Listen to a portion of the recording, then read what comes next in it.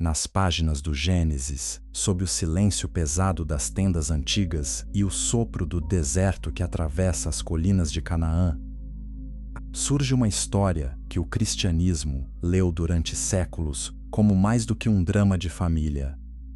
É apresentada como o nascimento de duas nações, dois destinos, duas linhas espirituais em guerra desde o ventre. Rebeca sente os filhos lutarem dentro de si. Esaú nasce vermelho, áspero, impetuoso.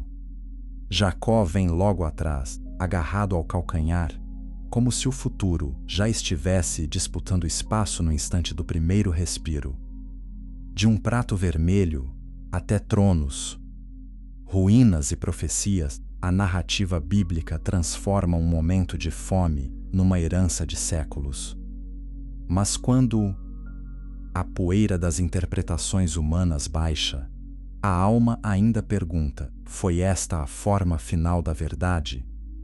E agora veremos esta história também pela luz do Islã, onde a revelação corrige, purifica e devolve cada profeta à sua honra.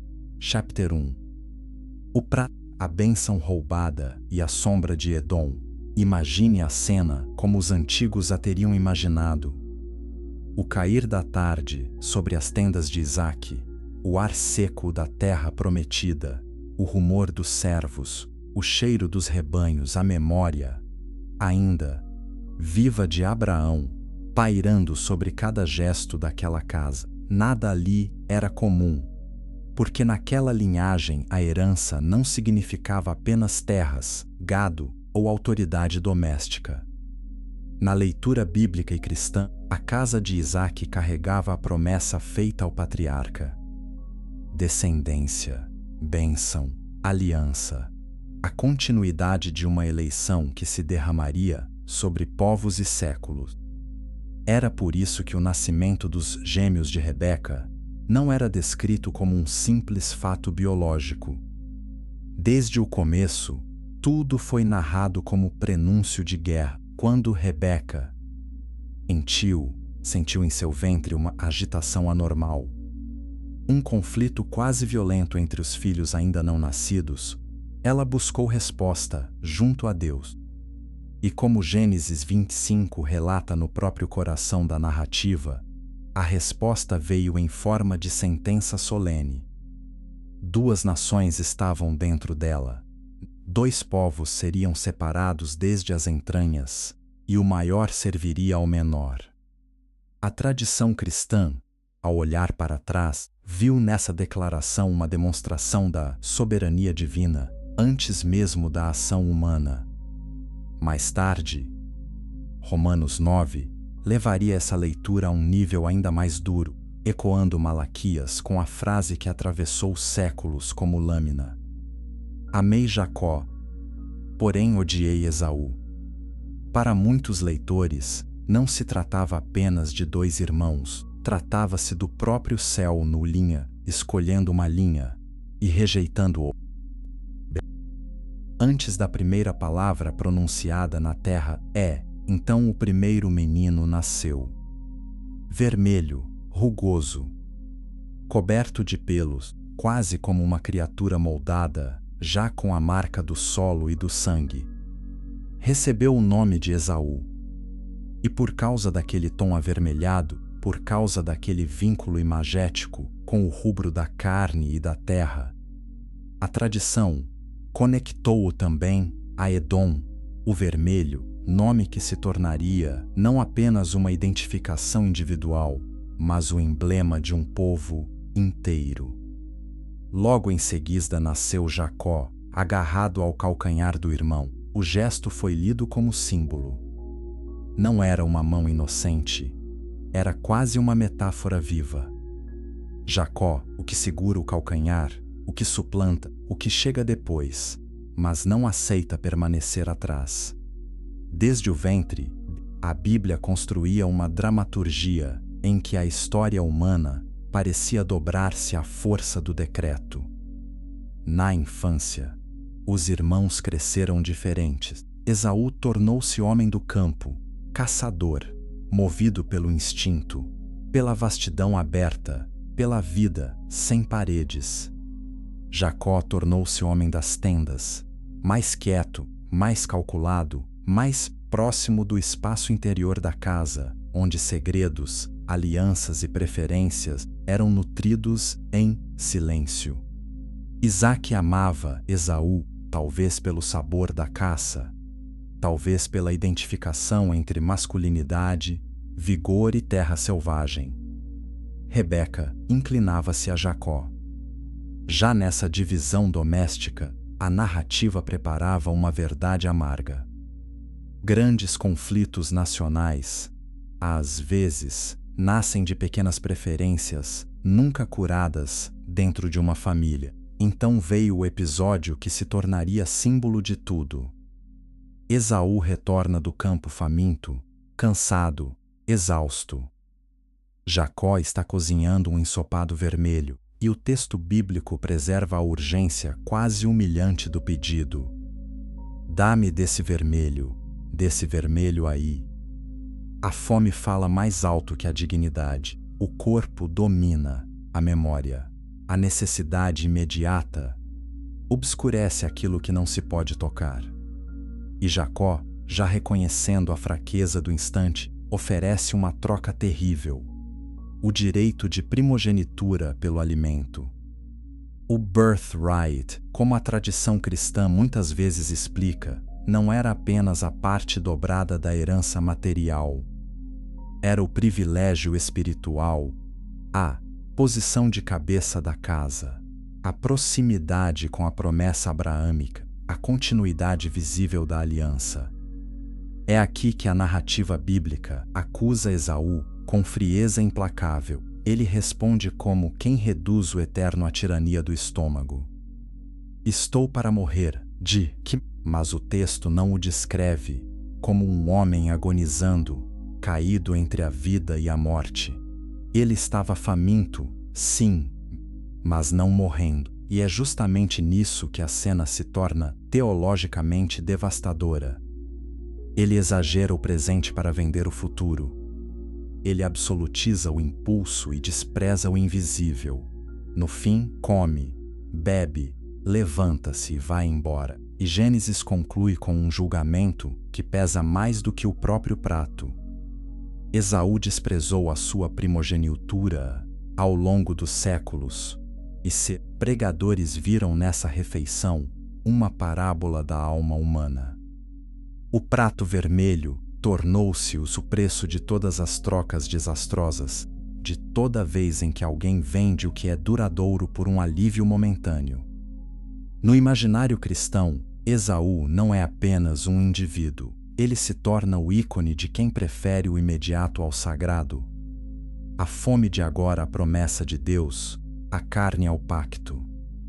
E assim, o vermelho do ensopado começa a grudar na história como uma cor profética, acompanhando a linha de Edom até seus desdobramentos mais sombrios. Mas se a venda do direito de primogenitura já era grave, a história ainda desceria mais fundo.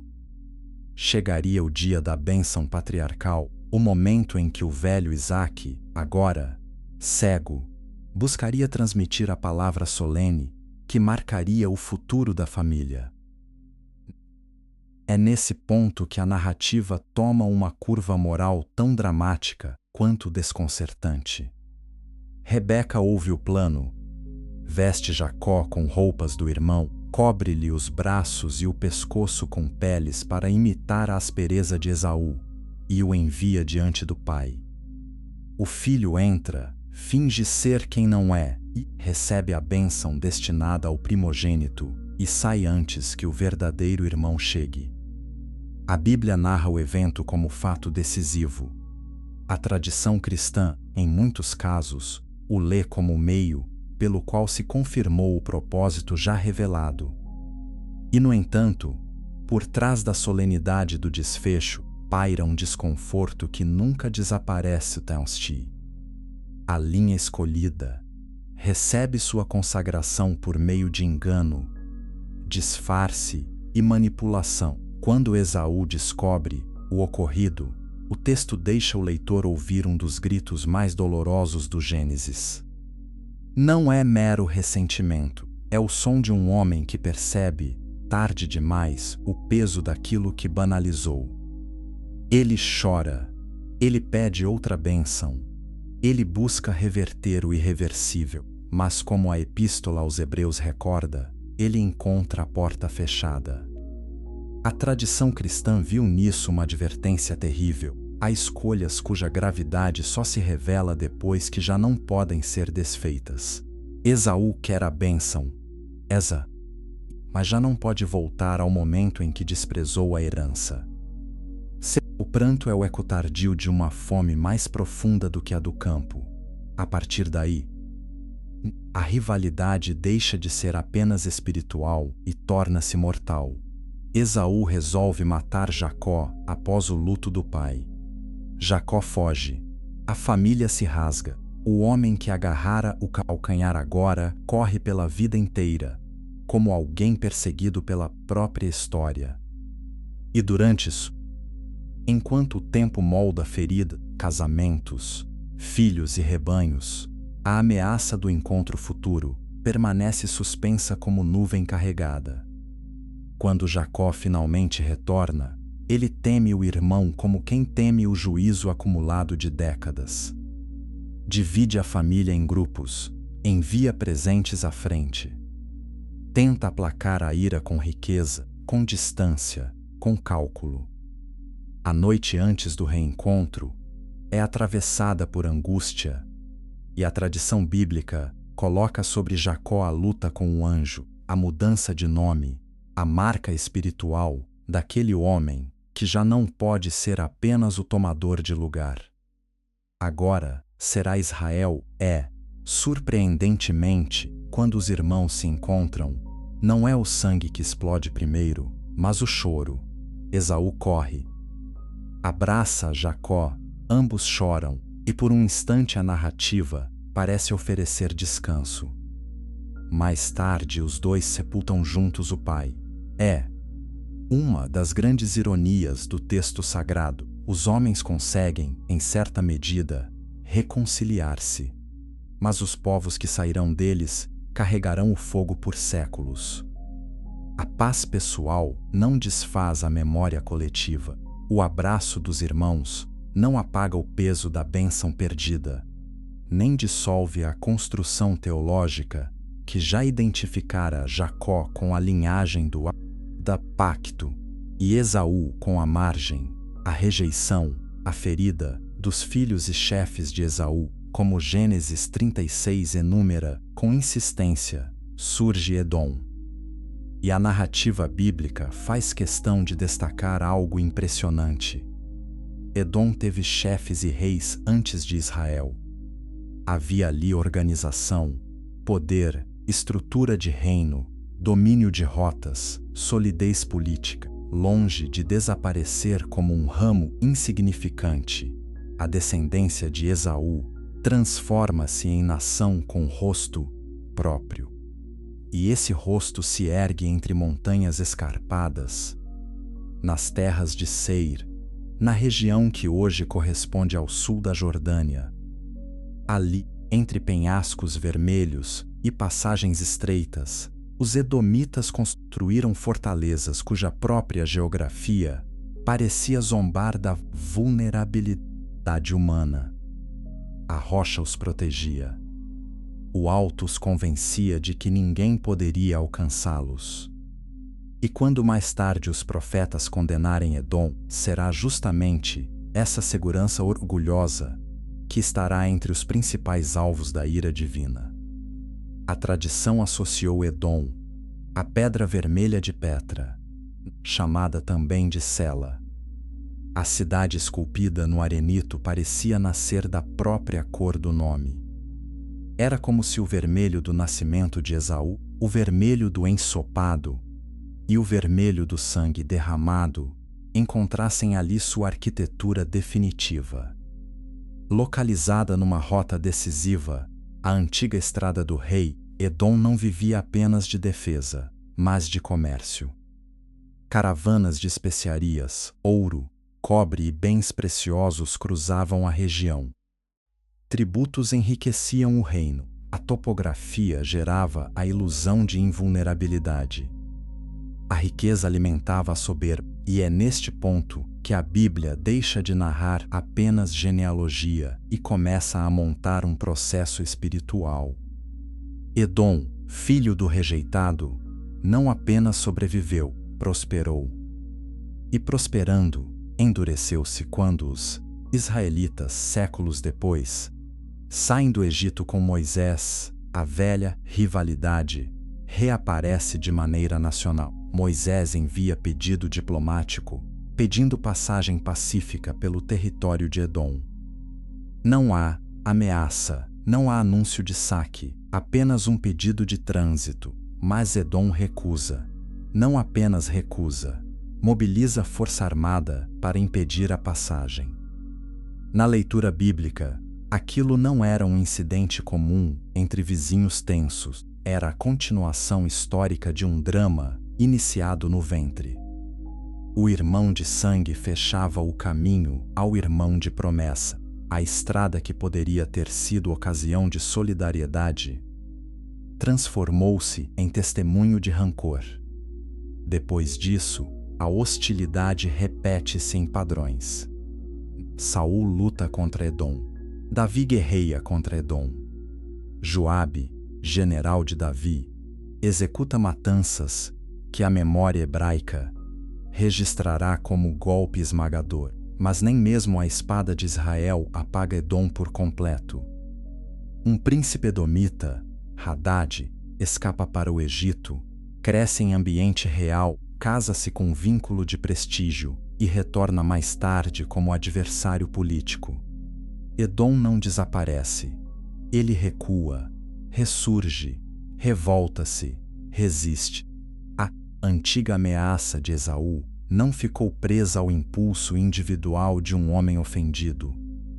Ela tornou-se um padrão histórico de tensão, emboscada, reerguimento e rancor transmitido. A figura de Amaleque aprofunda ainda mais essa imagem.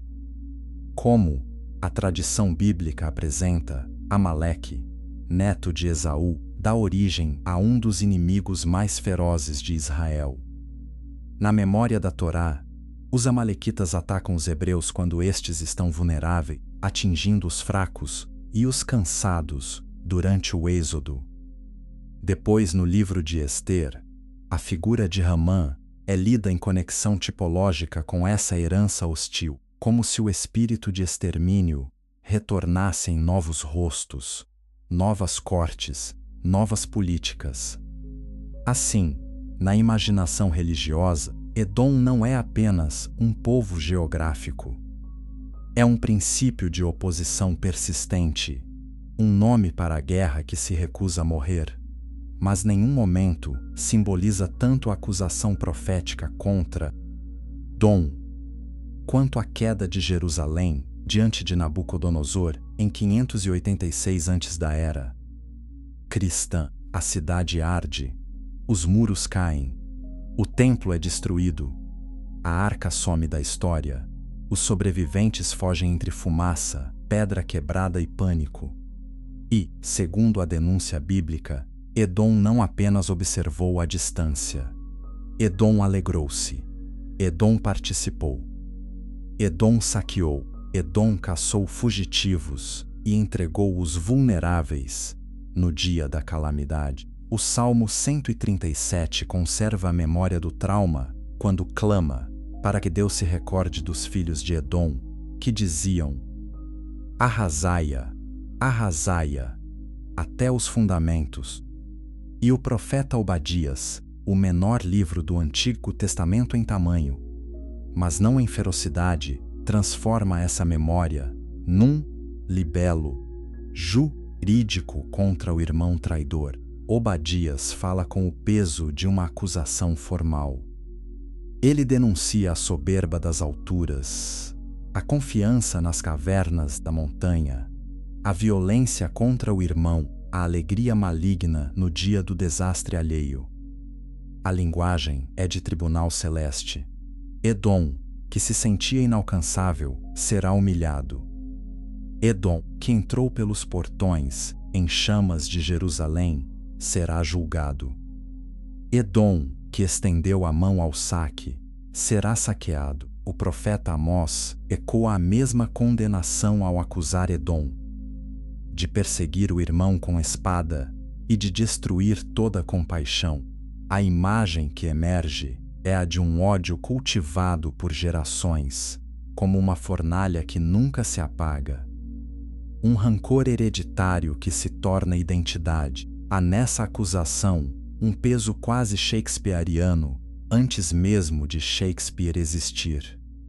Porque o pecado de Edom, segundo essa tradição, não era apenas geopolítico, era fraternal. Não se tratava de uma nação qualquer destruindo outra. Era irmão contra irmão em escala histórica.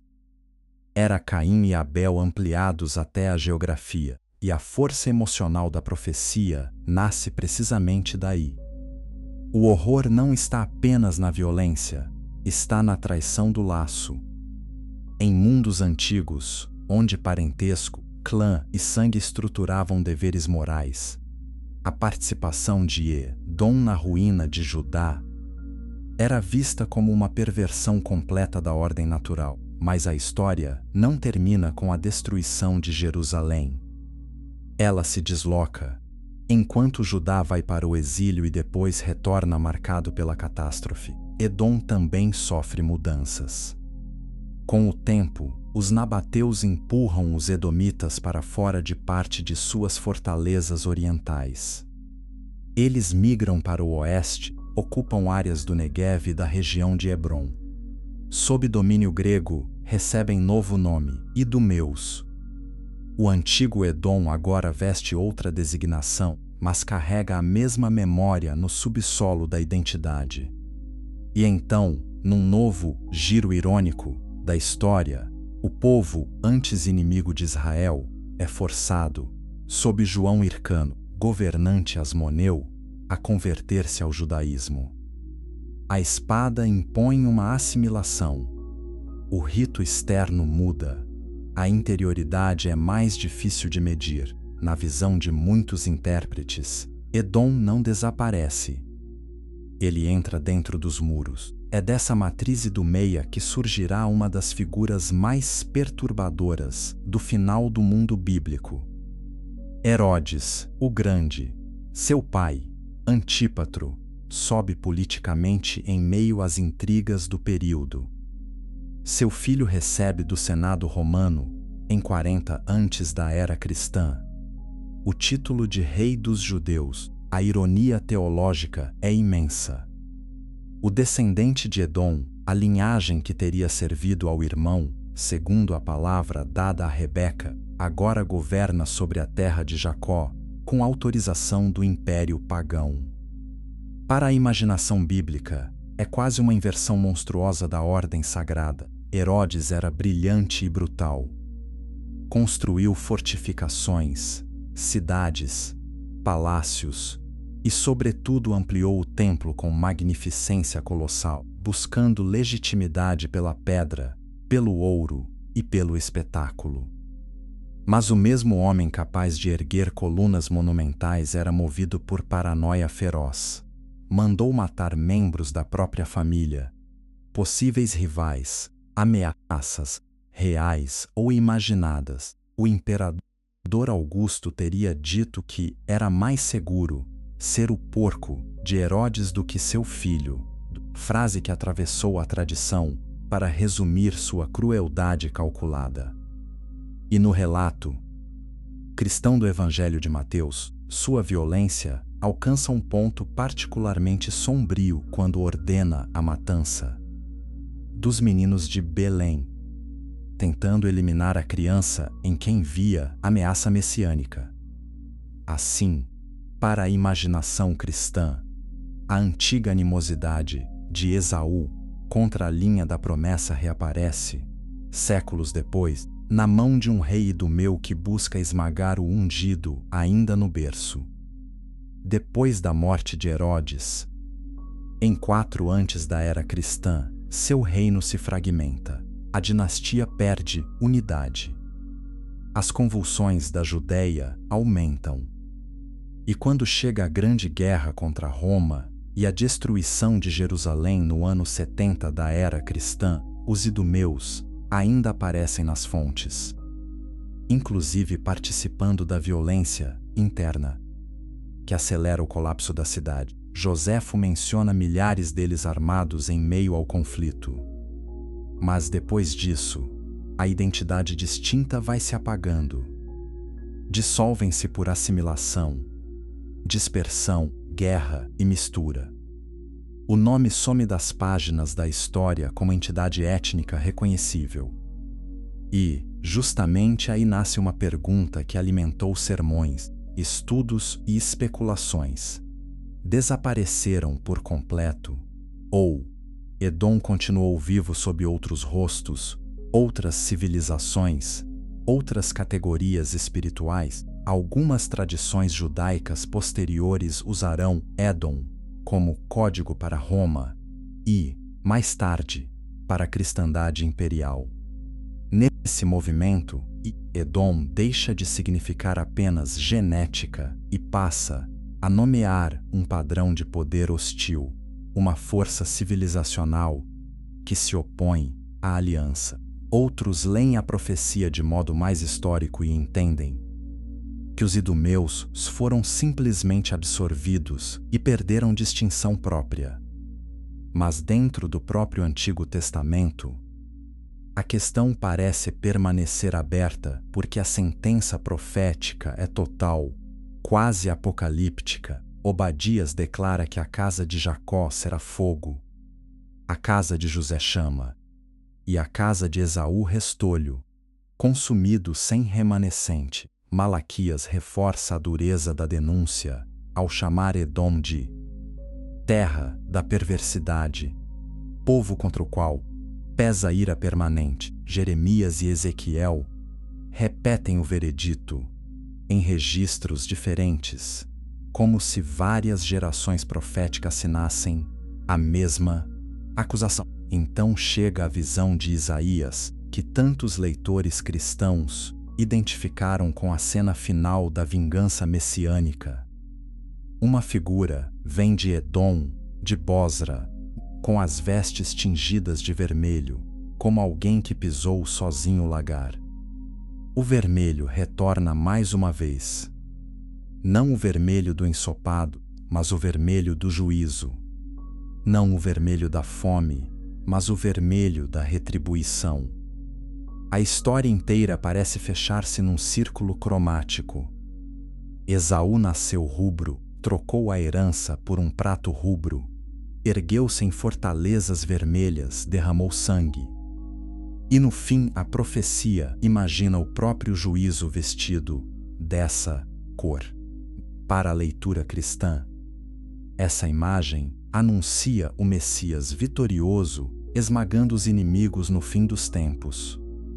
Para a memória bíblica em geral, é o selo de que a questão de Edom nunca foi apenas política. Era teológica, moral, escatológica. E, no entanto, precisamente aqui, quando a narrativa parece chegar ao auge de sua coerência dramática, surgem também as perguntas mais profundas. Se tudo foi definido, desde qual é o lugar da responsabilidade? Se um homem é carregado por uma herança de rejeição, antes de agir, como entender a justiça divina? Se a linhagem escolhida obtém parte decisiva de sua posição por meio de fraude, de que modo essa história deve ser recebida como padrão final de pureza espiritual?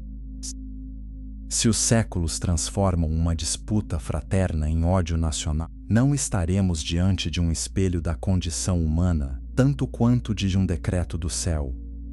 A tradição bíblica e cristã oferece suas respostas, e elas moldaram vastas teologias, sermões e visões do mundo. Mas a própria força dramática dessa história revela também suas zonas de tensão. No fim do primeiro olhar, o prato vermelho torna-se símbolo moral. Esaú surge como o homem que troca o invisível pelo instante. Edom torna-se a nação que absolutiza orgulho, altura, comércio e vingança. Herodes emerge como a caricatura final de um poder que ergue templos com uma mão e mata inocentes com a outra. Petra permanece como ruína silenciosa, ainda rubra sob a luz do entardecer, como se a pedra se lembrasse do nome antigo. E o leitor é deixado com uma escolha de interpretação.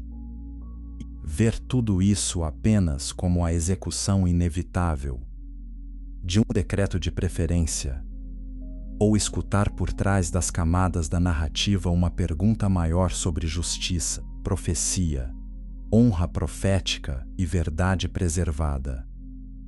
É nesse limiar que a história, narrada primeiro pela Bíblia e pela tradição cristã, pede um critério mais alto para ser julgada. Chapter 2. Para além da linhagem, a correção do Alcorão, a honra dos profetas e a vitória do Tawhid. Quando o olhar islâmico se aproxima desta história, ele não começa pelo fascínio do sangue, mas pelo critério da revelação preservada. O Alcorão não se curva diante de toda a memória antiga só porque ela é antiga. O Islã reconhece que antes do Alcorão houve escrituras, mensageiros, alianças, advertências e comunidades realmente tocadas por Deus. Reconhece também que entre os relatos herdados existem ecos autênticos, fragmentos de verdade, lembranças quebradas de um passado em que a revelação ainda circulava entre os homens.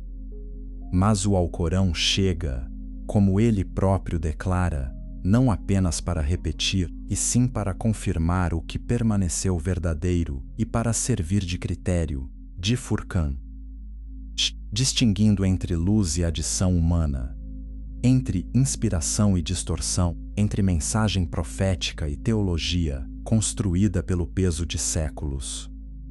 É por isso que, do ponto de vista islâmico, o primeiro impacto desta história não está em tomar partido sentimental entre Jacó e Esaú, nem em transformar um conflito de gêmeos na coluna definitiva da salvação. O primeiro impacto está em perceber o que o Alcorão escolhe não fazer. O livro de Allah menciona Yaqub, que a paz esteja com ele, com honra. Menciona Ishar com honra.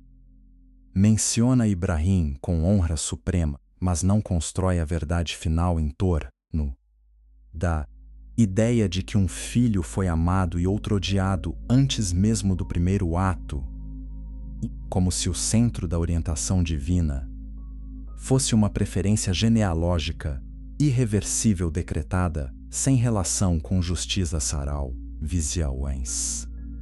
O Alcorão nos ensina outra arquitetura espiritual. Em Surat al-Baqarah, quando Allah prova Ibrahim e o eleva como líder da humanidade, vem a frase decisiva: o pacto não alcança os injustos. Essa sentença muda tudo. A proximidade com Deus não é garantida pelo ventre, nem blindada pela ordem de nascimento, nem preservada automaticamente pela ancestralidade. Ela se liga à verdade, à obediência, à retidão e à fidelidade ao Senhor dos mundos. Aqui, o Islã não nega que povos possam nascer de irmãos, nem que rivalidades históricas possam brotar de antigas feridas. Isso é parte da experiência humana. O que o Islã recusa é transformar o sangue em argumento final do céu. O Alcorão desloca a questão do privilégio hereditário para a responsabilidade moral. Em Surata Al-Hujurat, Allah declara que criou os povos e tribos para que se conheçam, e que o mais honrado diante dele é o mais piedoso.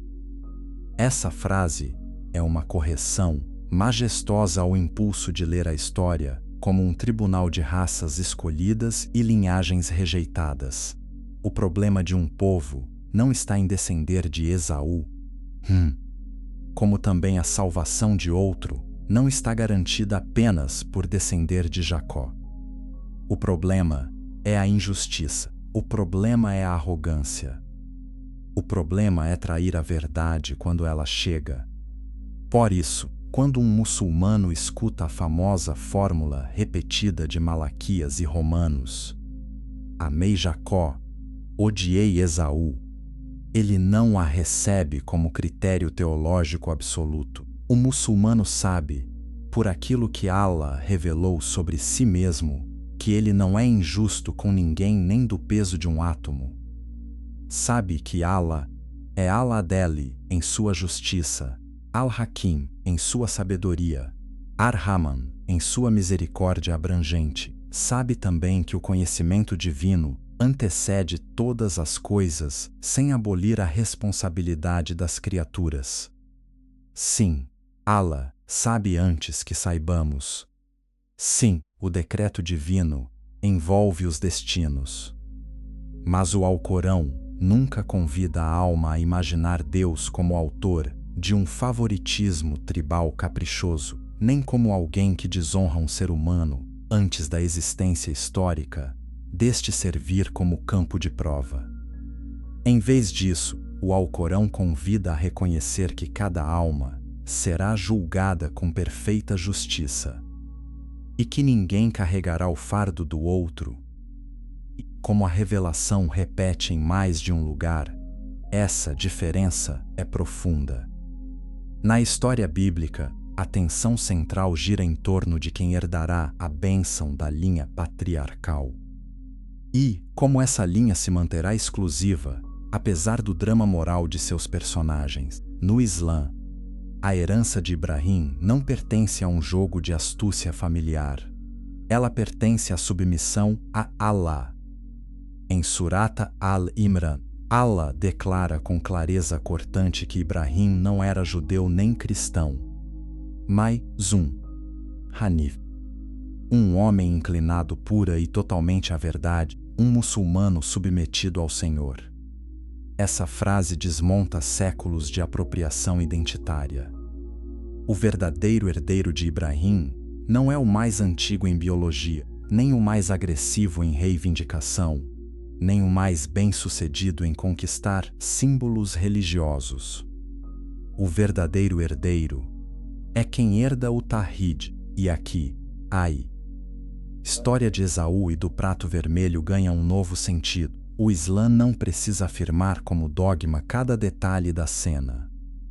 Gênesis para tirar dela uma lição universal. O Alcorão nos ensina repetidas vezes que o ser humano é testado pela relação entre o imediato e o eterno.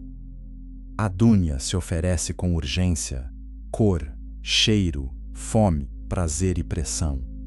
A Akhirá exige visão, fé, disciplina, paciência e certeza no invisível.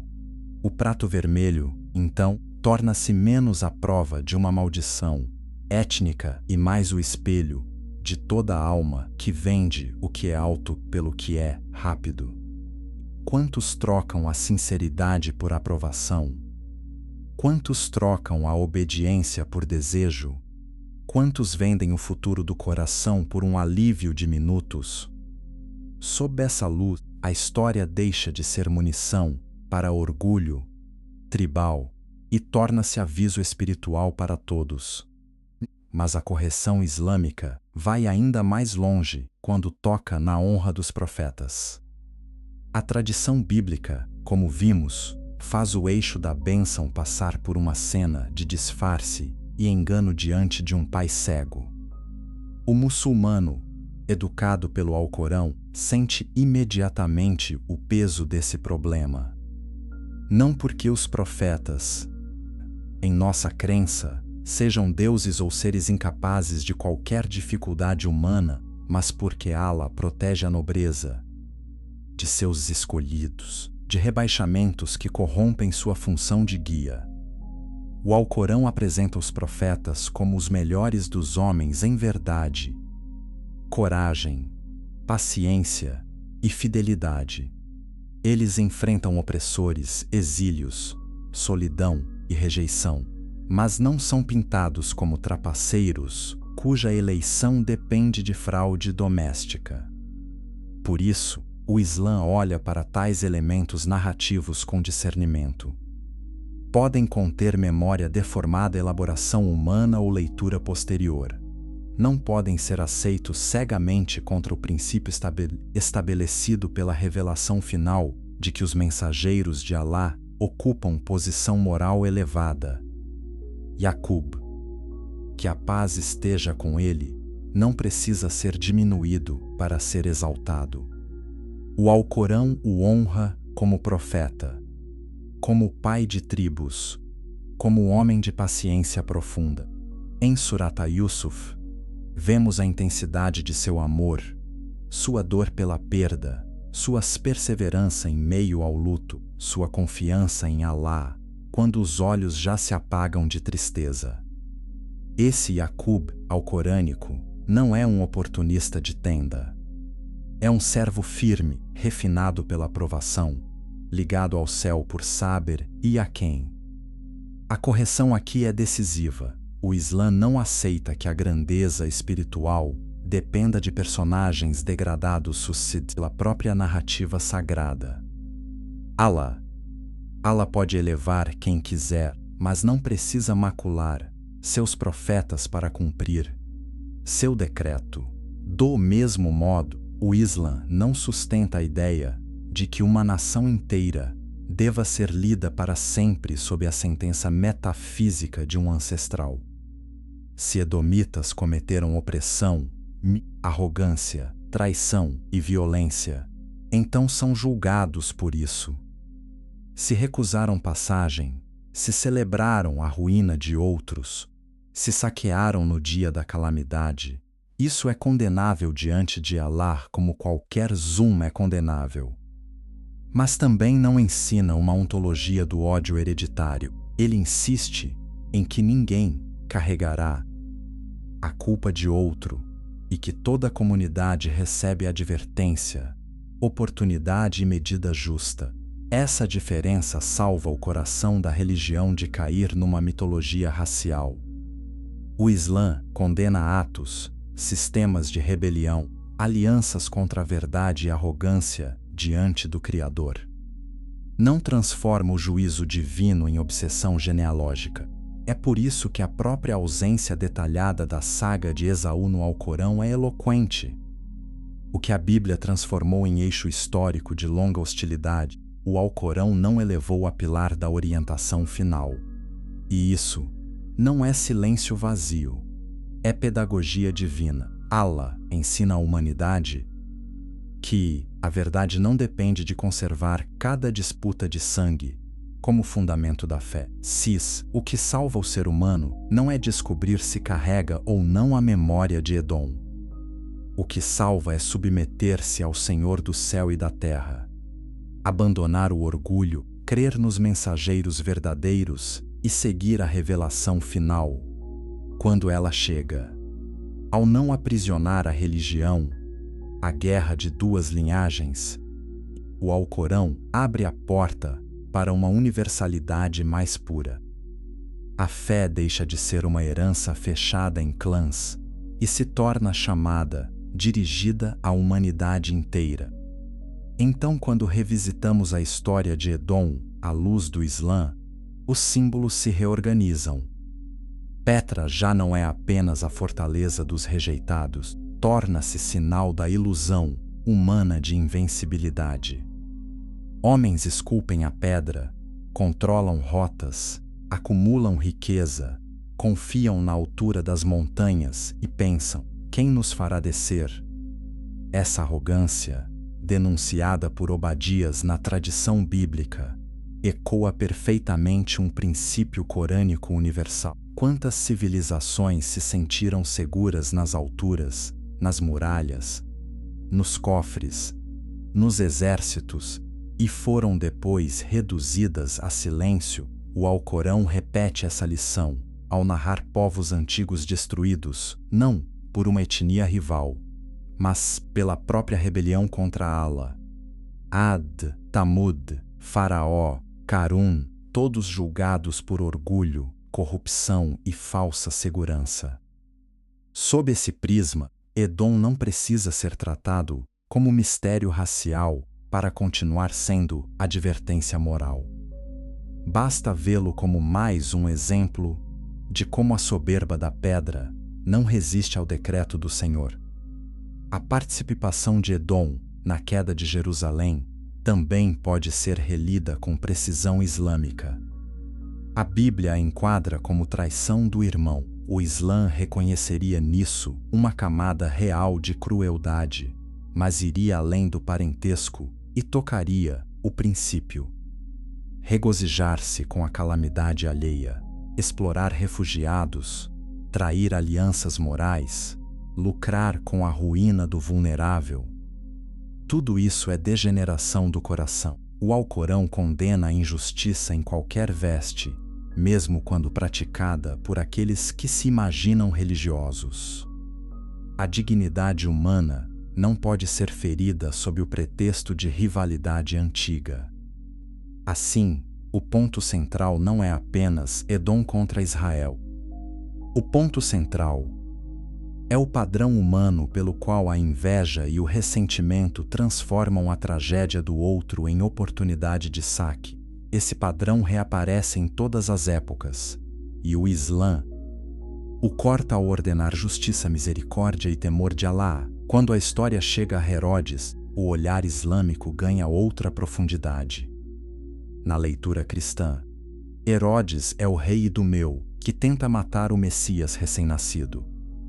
Para o muçulmano, essa parte da história encontra uma ressonância ainda mais ampla, porque o Alcorão honra Isa, filho de Mariam, como Al-Masih, nascido por milagre, sinal para os mundos, servo e mensageiro de Allah. Em Surata Mariam, seu nascimento é envolto em pureza e assombro.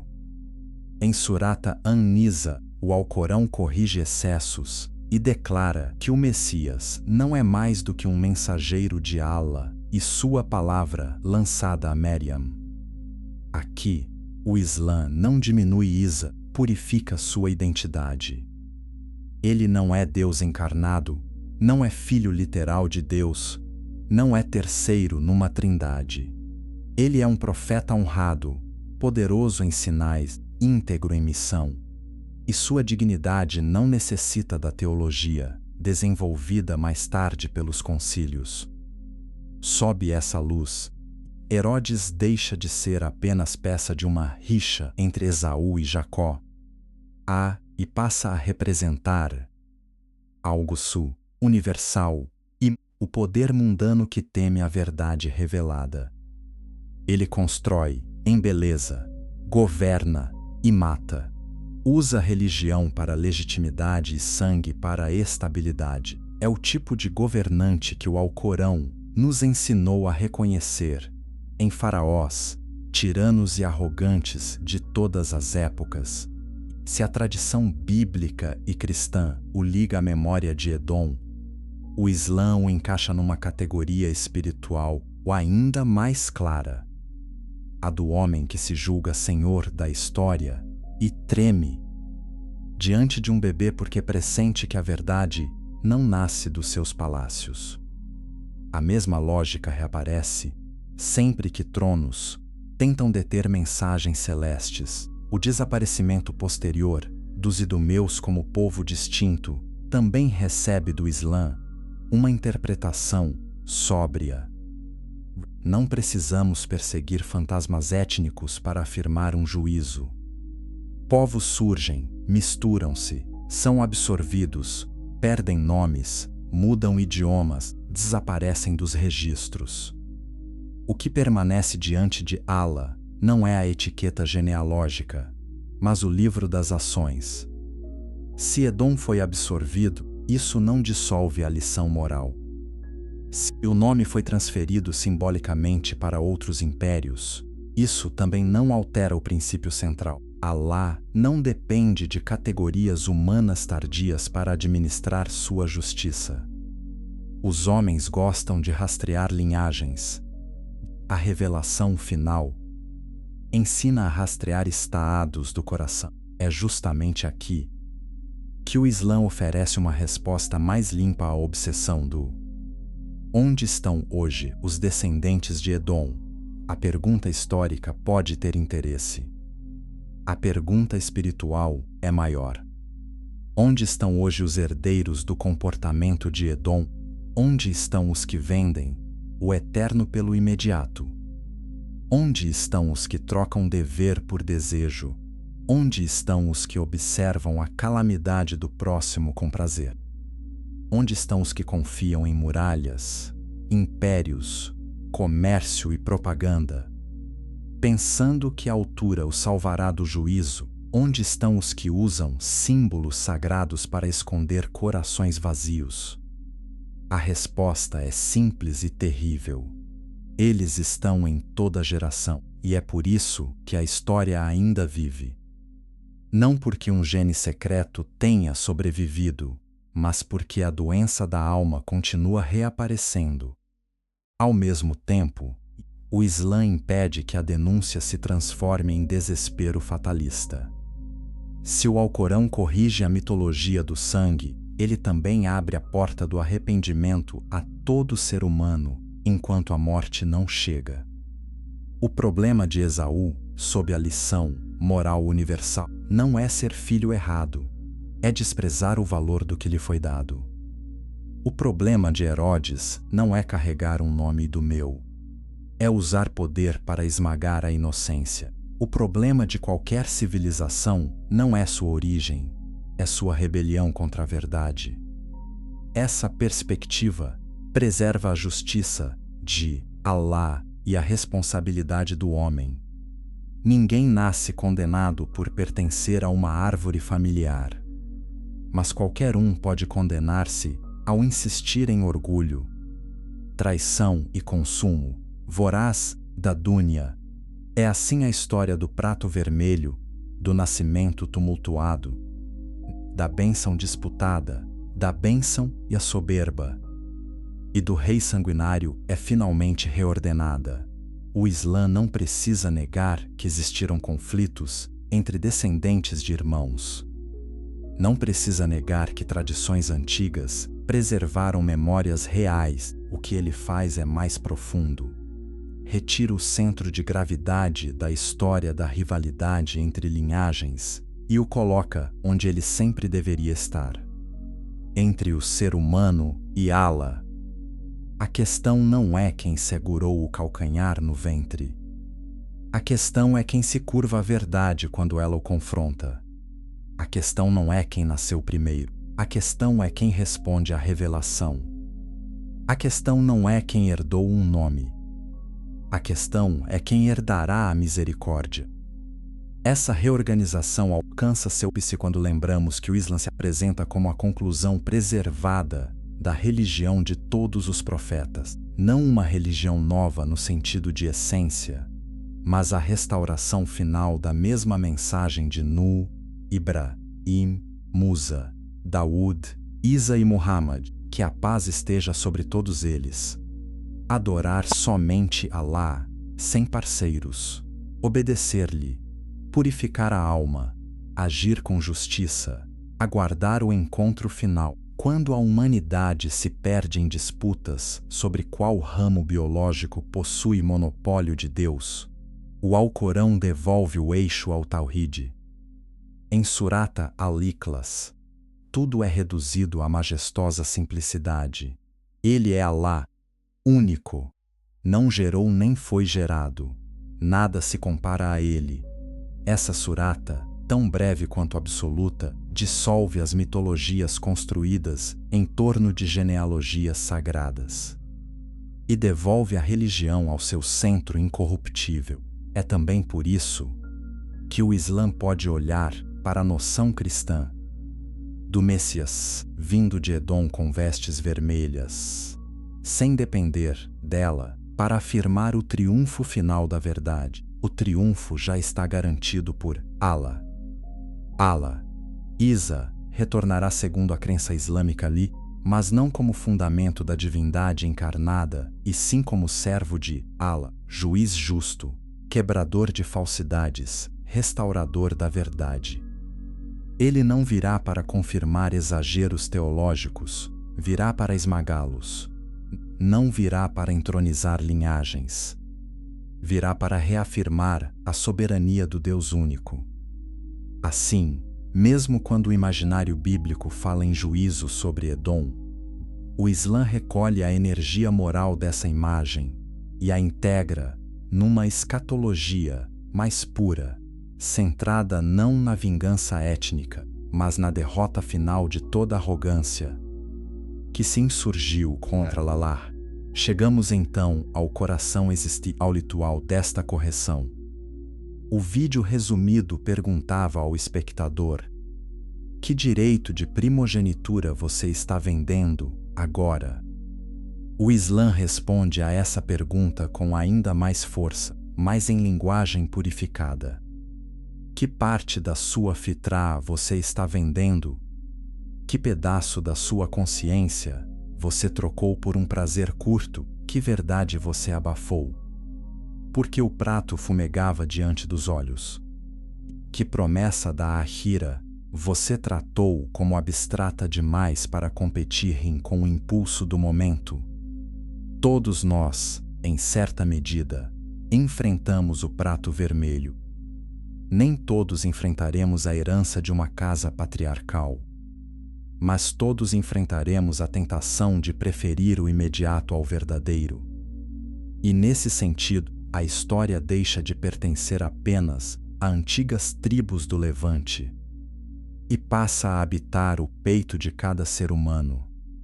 No entanto, o Islã acrescenta algo que a leitura puramente trágica não consegue oferecer plenamente. A saída não é apenas temer perder a bênção, é voltar-se sinceramente a Allah antes que a porta se feche. A revelação final não nos entrega ao fatalismo da perda ancestral. Ela nos chama ao arrependimento, à retidão, à oração, à lembrança, à disciplina do desejo, à purificação da intenção. Ela nos diz que a honra não está em vencer um irmão, mas em vencer o ego. Não está em provar genealogia, mas em provar sinceridade. Não está em reivindicar Abraão pela carne, mas em segui-lo na submissão. Não está em levantar templos de pedra enquanto o coração apodrece, mas em edificar o interior pela verdade. O sim, onde o relato herdado frequentemente colocou a ênfase numa guerra entre casas. O Islã coloca a ênfase numa guerra interior e universal. O verdadeiro Edom que deve ser vencido não é um povo desaparecido nas areias da história. É o impulso rubro que se acende dentro da alma quando ela quer trocar princípios por apetite. O verdadeiro Herodes não é apenas um rei morto há 2 milênios, é toda a tirania íntima ou política que tenta matar a verdade ainda bebê, antes que ela cresça no coração. A verdadeira Petra não é só a fortaleza de rocha do antigo Sul-Jordânia, é toda a ilusão que faz o homem acreditar que sua posição, seu dinheiro, sua estética religiosa ou sua influência social o tornarão inalcançável ao juízo de Allah. É aqui que o Islã prevalece como conclusão, não por grito, mas por clareza. Ele preserva o que é útil da lembrança antiga, a advertência contra o desprezo do sagrado, contra a arrogância, contra a traição e contra o amor do imediato.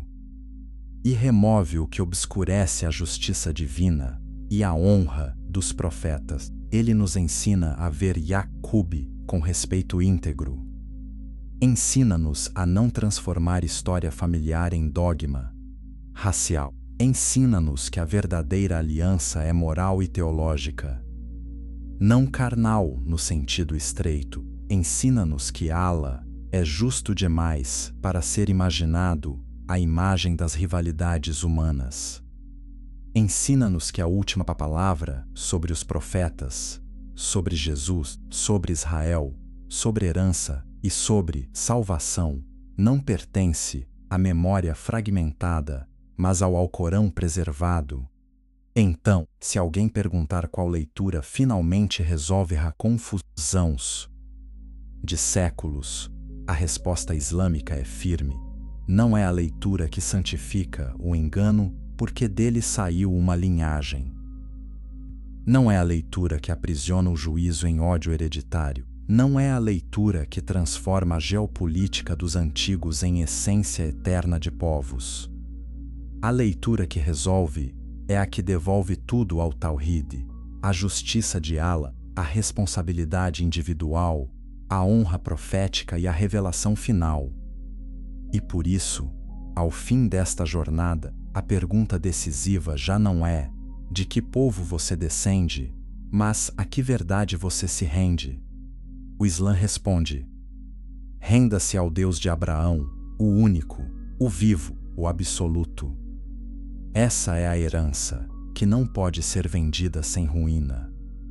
Essa é a bênção que não se rouba com pele sobre os braços. Essa é a luz que não depende de sangue, cor, montanha ou império. Essa é a verdade que permanece quando Petra cai, quando Herodes apodrece, quando os nomes dos povos se apagam e quando somente Allah permanece como Senhor de tudo o que foi, é e será. Closing Reflection. E assim, quando o vento atravessa as ruínas vermelhas e o eco das antigas rivalidades parece subir outra vez das pedras, o coração finalmente entende que esta história nunca foi apenas sobre dois irmãos. Foi sobre o que o ser humano faz com a verdade quando ela lhe custa desejo, orgulho ou poder. A tradição bíblica preservou o drama. A leitura cristã ampliou sua atenção, mas é o Islã que recoloca cada peça em seu lugar justo. O Alcorão não nos deixa prisioneiros de genealogias feridas. Ele nos conduz ao princípio que completa todas as histórias. Allah é um, justo, soberano, e a honra está em submeter-se a ele. Ó prato vermelho passa. A fome passa. Os impérios passam. As fortalezas de pedra passam. As coroas de Herodes passam. Até os nomes dos povos desaparecem no pó.